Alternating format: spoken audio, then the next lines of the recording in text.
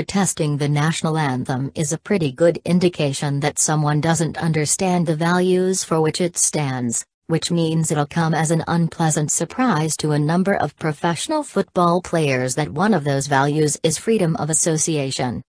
CBS 4 in Denver reports that Von Miller, a linebacker for the Denver Broncos, joined 31 of his teammates yesterday in kneeling during the playing of the Star-Spangled Banner before the Broncos game against the Buffalo Bills, and now he's facing a consequence for that decision. Denver's Phil Long Ford dealership had been running TV advertisements that featured Miller, but has asked television stations in the area to stop airing them, a decision motivated by Miller's protest yesterday.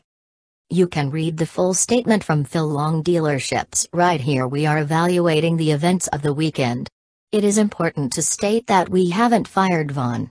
We are in the middle of contract renewal, and this weekend's events remind us that sometimes we feel that we best represent ourselves.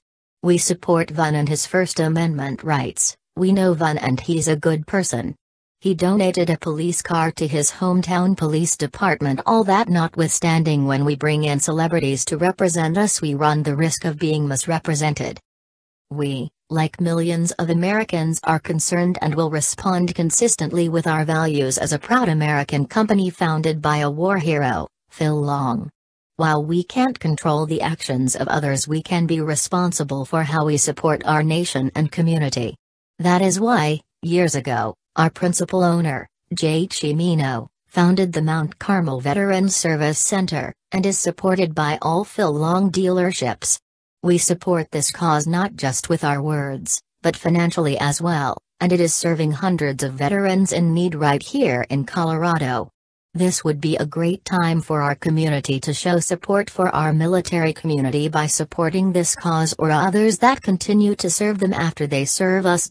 On the one hand, there's a bit too much equivocation here for this observer's tastes. How much is there to evaluate?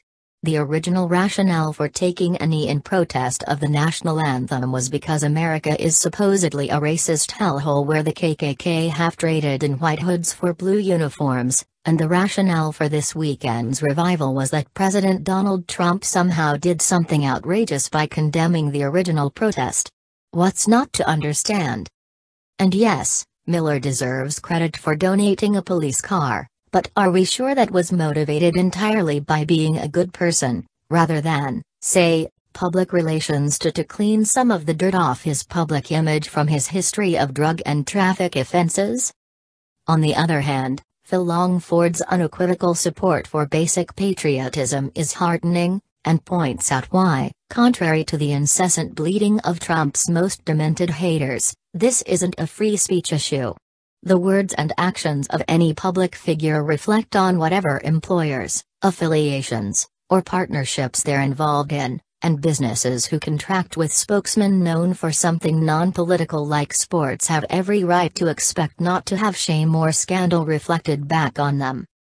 A word of advice, Von: educating yourself on what America really stands for could have spared you this embarrassment, not only by raising the possibility, but by opening your eyes to the fact that the principles of the country don't warrant protesting in the first place.